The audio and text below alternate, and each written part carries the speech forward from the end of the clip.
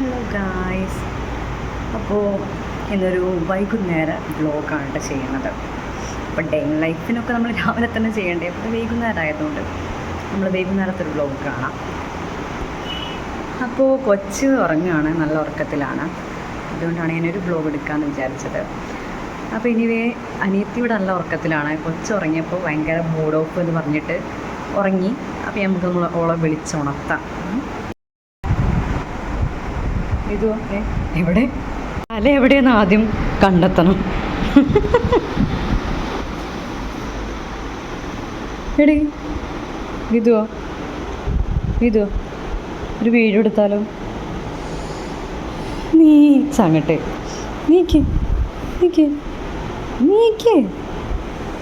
വീതുവോ നീക്ക് ഇനി മറിഞ്ഞാടല്ല നിക്ക്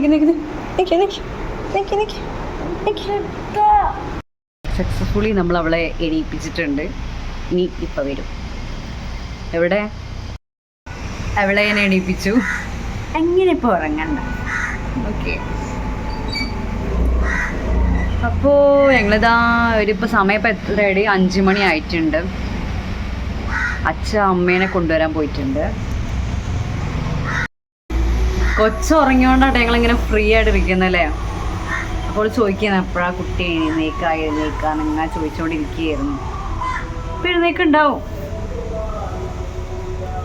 ഇനി എന്താ, അമ്മയൊക്കെ ഇപ്പോൾ വരും, ആൻറ്റിയൊക്കെ ഇപ്പോൾ വരും. ചായ അടിക്കണം. ചായ പ്രത്യേകിച്ച് ചായ നിങ്ങൾ ചിലപ്പോൾ കുടിക്കാറില്ല. കടിയൊക്കെ ഉണ്ടെന്നുണ്ടെങ്കിൽ കുടിക്കും. ഇവിടെ ഫുൾ വെള്ളത്തിൻ്റെ ആളാണ്, ചായ പറ്റില്ല. കട്ടൻ ചായ ഒന്നും ഞങ്ങൾക്ക് തീരെ പറ്റില്ല അല്ലേ. പാൽച്ചായ മാത്രമേ പറ്റുള്ളൂ. ഓക്കേ, ഇവിടെ ഇരിക്കും. പുറത്തേക്കുള്ള വ്യൂ ഇതാട്ടോ. അങ്ങനെ കാഴ്ചകളൊക്കെ ഉണ്ട്. അങ്ങനെ ഇരുന്ന് സംസാരിച്ച് ഇവിടെ അമ്പലത്തിൽ പാട്ട് കേട്ടോ. 5 മണിയാകുമ്പോൾ പാട്ടിടും. അപ്പോൾ അതിനെക്കുറിച്ചൊക്കെ പറഞ്ഞു നാരായണ അങ്ങനെയുള്ള സോങ്ങാണ് കേട്ടോ അവിടെ വെച്ചിട്ടുള്ളത്. അതും കേട്ട് ഇവിടെ കോപ്പറേറ്റ് ആവുന്ന വെച്ചിട്ട് അത് കേൾപ്പിക്കുന്നില്ല. ആ സോങ് അവിടെ വെച്ചിട്ടുണ്ട്. അതും കേട്ട് വർത്തനൊക്കെ പറഞ്ഞ് അങ്ങനെ ഇരിക്കുകയാണ് കേട്ടോ. ഇപ്പം അമ്മയൊക്കെ എത്തുണ്ടാവും. കുറച്ച് ഞങ്ങൾ മുറ്റത്തേക്കൊക്കെ ഇറങ്ങി ഇങ്ങനെ കുറച്ച് വെയിലുണ്ടായിരുന്നു അവിടെ നിന്ന് പോയിട്ട് ജസ്റ്റ് ഫോട്ടോ ഒക്കെ എടുക്കാമെന്ന് പറഞ്ഞിട്ട് അങ്ങനെ പോയതാണ് കേട്ടോ. അപ്പോൾ അത് ഞങ്ങൾ കുറച്ച് ഷോയൊക്കെ ഇറക്കുകയാണ്. വെറുതെ അങ്ങോട്ടും ഇങ്ങോട്ടും തേരാപ്പറ നടന്നപ്പോൾ കുറച്ച് വീഡിയോ ഒക്കെ എടുത്തതുണ്ടോ. സൺ കിസ്ഡ് എന്ന് പറഞ്ഞിട്ട് അങ്ങനെ നിൽക്കുക കേട്ടോ. പിന്നെ കൊച്ചെഴുന്നേറ്റു.